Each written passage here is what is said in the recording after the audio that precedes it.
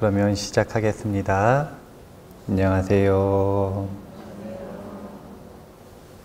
처음 이 자비도량 참법이 만들어질 때 상황 자체가 국가에서 하는 대례였기 때문에 국가에서 연간으로 한다든지 아니면 특별한 일이 있을 때 한다든지, 그래서 사실은 한 1박 2일, 2박 3일 준비하는 기간까지 하면 5박 6일, 7박 8일 이렇게 이 자비도량 참법을 10권을 한 번 독송하는 게 문제가 아니라 처음 시작할 때 단을 세우는 과정부터 해서 준비하는 과정이 만만치가 않단 말이에요. 그리고 또 이 독송만 했을까요? 중간중간에 또 막 법문도 들었을까요? 그러면 몇 밤 며칠 동안 그냥 하는 거예요. 그러니까 이게 대참이라, 대참회법이기 때문에 긴 경전을 하나로 합본으로 해서 한 번에 한다. 그런 의미로 한 권으로 합본이 되어 있는 거고요. 그러면 그걸 또 왜 굳이 10권으로 나눴을까요? 힘들면 10번으로 나눠서 해라.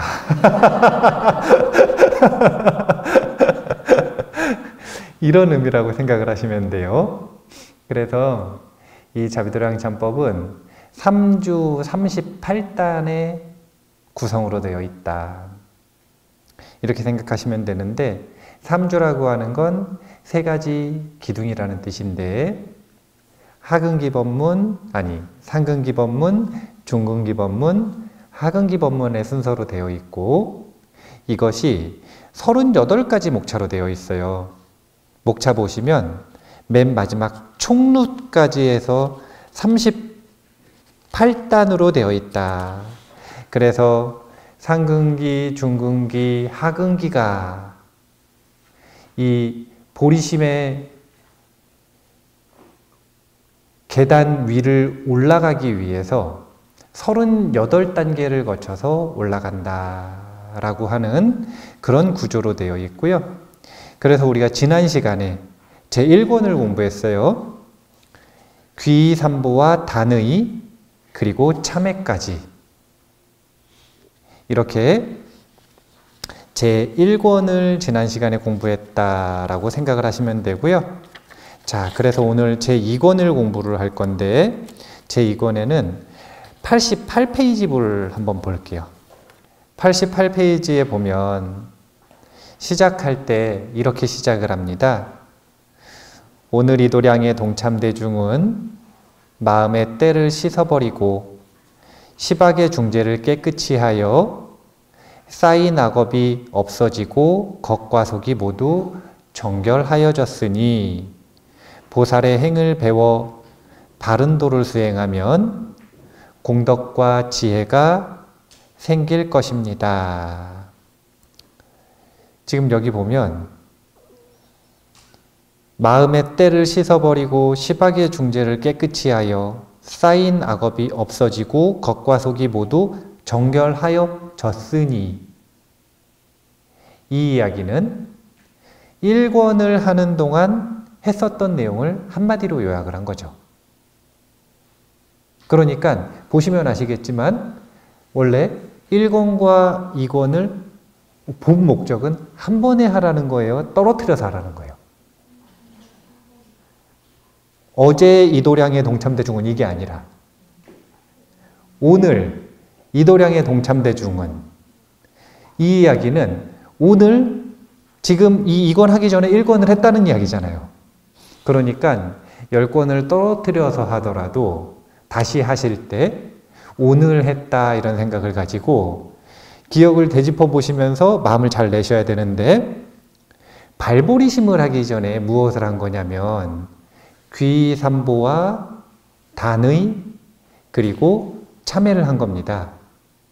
그러니까 보리심이라고 하는 마음을 일으키기 전에 먼저 뭘 하는 거냐면 귀하는 마음을 일으키고, 단의라고 하는 게 무엇이냐면 의심을 끊어내는 과정을 하고, 그리고 나서 참회를 했으니 이제는 보리심의 도량을 건설할 수 있는 준비가 되었다라고 하는 이야기를 하는 거예요. 그래서 그 뒤에 보면 부처님께서는 해가지고 발심이 곧 도량이니 이렇게 되어 있죠. 이를 마련할 수 있는 까닭이다. 이런 부분은 중요한 내용이니까 줄을 쳐내야 돼요. 발심이 곧 도량이니. 그래서 저는 항상 자비도량 참법을 하면서 왜 굳이 이 제목을 자비도량 참법으로 했는지 참 이해가 안 됐었거든요. 왜냐하면 구조와 내용, 전체적인 내용은 자비도량 참법이 아니라 보리도량 참법이라. 왜냐하면 보리심의 단을 세우고 보리도량을 세워서 보리도량에 의지해서 참회를 하는 게 이 참회법이거든요. 일단 이 이야기를 하려면 몇 가지 이야기를 해야 돼요. 그 중에 핵심을 먼저 얘기를 해보면, 그래서 자비도량, 보리도량은 어디라는 거예요? 송덕사에?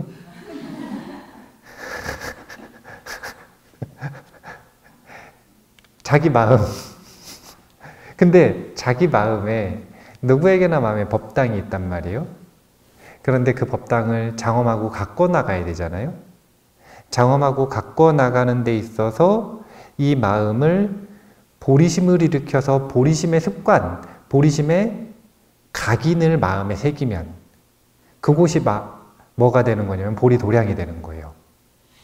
그러니까 발심이 곧 도량이다 라고 하는 것은 자기 마음에 보리심의 단을 세우는 것이 1번 참회의 중요한 과정이라는 겁니다. 첫째로.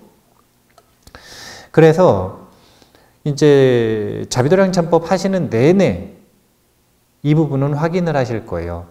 자비도량 참법은 철저하게 보리심을 세우고 그 보리심의 단에 의지해서 참회를 한다. 이 구조를 확인을 계속 하시게 될 겁니다. 그런데 도대체 왜 자비도량 참법이라고 했느냐? 이제 제가 자비도량 참법 집회라고 하는 자비도량 참법에 대해서는 이 주석서하고 논서가 많이 없어요.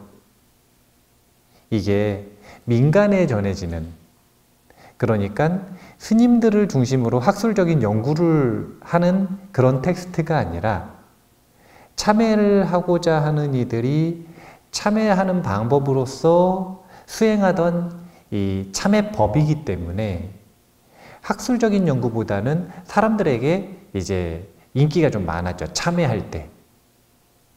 그래서 체계적인 연구가 사실은 많이 이루어지지는 않았는데, 그리고 이루어진 것들이 있다 하더라도 조선시대 때 많이 끊겼어요. 그런데 조선시대 때 자비도량 참법에 대한 다양한 논서들을 모아가지고 해석한 자비도량 참법 집회라고 하는 책이 나왔어요. 그 책에 보면 이 책이 이제 양무제가 치씨를 교화하기 위해, 구제하기 위해, 즉 천도하기 위해 이 자비도량 참법을 만들었다고 이야기를 하지만 그건 민간에 전해져 내려오는 설화고, 진짜 인연담이라고 하는 건 양무제의 아들 중에 하나가 꿈을 꿨어요. 근데 메시지가 있는 꿈은 보통 자각몽처럼 아주 명료하게 꿈을 꿔요.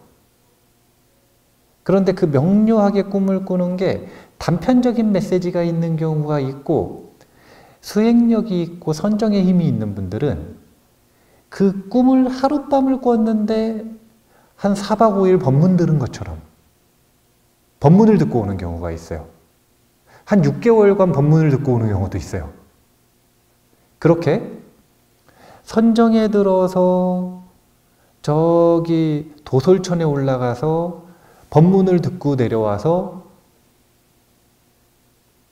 이 경전을 썼어요. 이런 것들이 전부 인도에서는 미륵보살이 집필하신 책이다. 미륵보살이 저자다. 미륵보살의 법문이다. 라고 이야기를 하는 법문들이 대부분 이런 법문들이거든요. 양무지 아들이 그랬던 거라. 꿈을 꿨는데 미륵보살을 만나서 계속 법문을 듣는 거예요. 그리고 그것을 기록한 게 이 참회법인 거예요.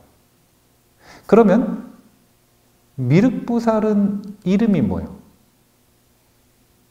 미륵보살이네요. 예. 별명이 뭔가요? 미륵보살을 뭐라 그러냐면 자시 미륵보살이라 그래요. 미륵보살이 부처님들 중에서 자비의 화신이라. 그러니까 자시 미륵보살의 설법이기 때문에 이걸 자비도량참법이라고 한 거예요. 원래 저희는 이제 보면은 이 88페이지 전에 보면 87페이지에 보면 무량광불, 무병광불, 무해광불, 무대광불, 여망광불, 청정광불, 환희광불, 지혜광불, 부당광불, 난사광불, 무친광불, 초일월광불, 이 12가지 아미타 부처님의 별명들이거든요. 아미타 부처님의 12가지 다른 이름이에요. 그러니까 제가 이걸 의도적으로 편집을 할 때 본사 아미타불 극락왕생을 위한 기도로 바꾸고 싶어서 지금 절하는 지심귀명례의 대상을 바꾼 거예요. 근데 원래 자비도량참법에는, 그러니까 이거는 지금 보면은 신자비도량참법이잖아요. 제가 이제 그냥 자비도량참법이라고 해가지고 새롭게 단행본을 냈습니다 하고 은사선생님한테 가져갔더니 이거는 교주, 본사가 바뀌었기 때문에 신자를 붙여야 된다. 그래서 신자비도량참법이라고 재판을 낸 거예요.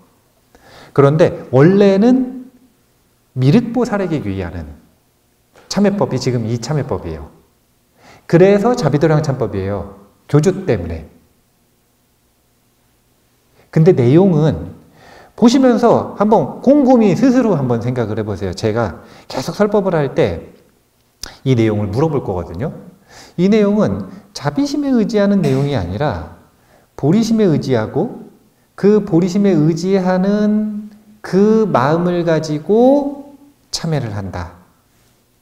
이 구조가 눈에 들어오셔야 됩니다. 자, 그래서 89페이지 첫 번째 문단, 우리들이 찾으셨어요? 자, 그러면은 거기 같이 한번 읽어볼게요. 우리들이 좋은 때를 만났으니 밤낮으로 정신 차려 번뇌가 마음을 가리게 하지 말고 힘써 정진하여 보리심을 내어야 합니다. 보리심은 곧 불심이니 공덕과 지혜가 끝이 없습니다. 여러 겁 동안 무량한 복을 닦고 금생에 다른 선을 구족하게 행했더라도 보리심 바란 공덕의 만분의 1에도 미치지 못하며 산소와 비유로도 다하지 못합니다. 어떤 사람이 복덕만 짓고 보리심을 바라지 않으면 마치 밭을 갈고도 종자를 심지 않는 것과 같으니 싹이 없는데 어디서 열매를 구하겠습니까? 그러므로 보리심을 바라야 합니다. 인연으로 증명하면 위로 부처님 은혜를 갚고 아래로 모든 중생을 제도할 것입니다.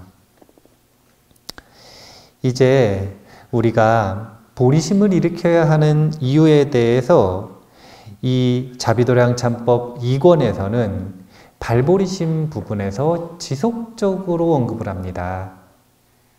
보리심을 이런 이유로 일으켜야 합니다. 보리심은 이런 공덕이 있습니다. 보리심은 이러이러한 효능이 있습니다. 보리심은 이래서 일으켜야 됩니다.